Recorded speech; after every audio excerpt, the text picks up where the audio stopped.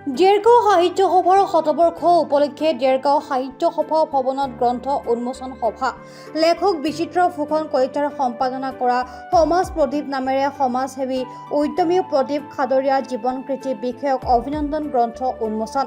সাহিত্যিক নুৰুল চুলতান সভাপতিত্বত অনুষ্ঠিত হোৱা এখন এই সভাত উন্মোচন কৰে বীৰাংগনা সতী সাধিনী ৰাজ্যিক বিশ্ববিদ্যালয়ৰ আচাৰ্য তথা বিশিষ্ট সাহিত্যিক ডক্টৰ জ্যোতিপ্ৰসাদ শইকীয়াই। অনুষ্ঠানত মুখ্য অতিথিৰূপে উপস্থিত থাকে দেৰগাঁও সমজিলা আয়ুক্ত দামোদৰ বৰ্মন, অৱসৰপ্ৰাপ্ত অধ্যক্ষ ফুলা হাজৰিকা, অধ্যাপক ডক্টৰ ক্ষীৰেশ্বৰ লয়িং, বহু সংখ্যক সাহিত্য অনুৰাগী।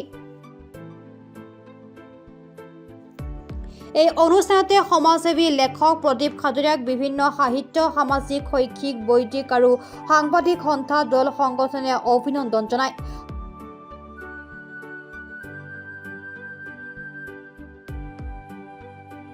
সমাজ জীৱনৰ বিভিন্ন দিশক সামৰি লোৱা এই গ্ৰন্থখনে জীৱনৰ এক মূল্যৱান অধ্যায় দিয়াৰ লগতে জীৱনৰ অন্যতম শ্ৰেষ্ঠ গ্ৰন্থ বুলি গণ্য কৰে সংবাদ মাধ্যমৰ আগত সমাজসেৱী লেখক প্ৰদীপ খাদৰীয়াই।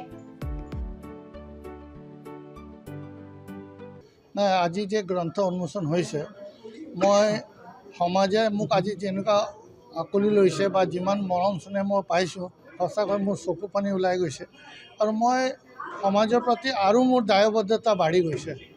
মই যেনেকুৱা মানুহে ৰাইজে মোৰ পৰা মৰম দিছে, মোৰ স্নেহ কৰিছে, যিমান মোৰ কাষ চাপি আহি মোক যিমান সন্মান কৰিছে, সঁচাকৈ মই সিমান যোগ্য হয়নে নহয় ক'ব নোৱাৰোঁ, কিন্তু সঁচাকৈ মই বহুত সমাজৰ সন্মান পাইছোঁ, মৰম পাইছোঁ, স্নেহ পাইছোঁ, আশীৰ্বাদ পাইছোঁ।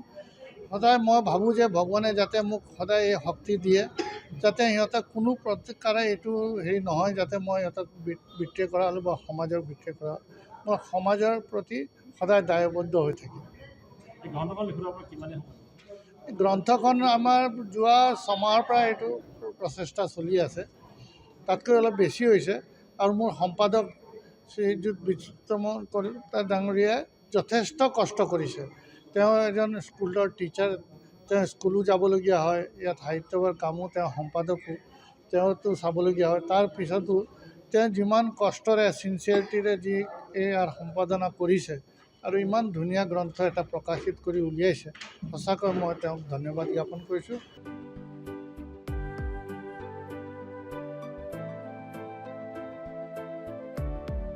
দেৰগাঁৱৰ পৰা সত্যজিৎ হাজৰিকাৰ ৰিপৰ্ট, প্ৰাতঃ টাইম ডিজিটেল।